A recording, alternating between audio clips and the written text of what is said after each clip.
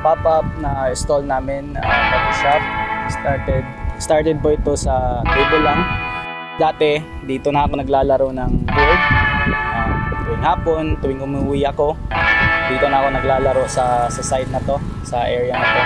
Kasi tahimik tsaka maganda rin. So nag-start kami kasi nag-work kami ng gabi.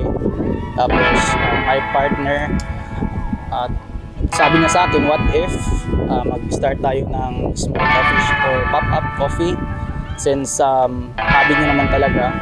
And ako din, I use it every night.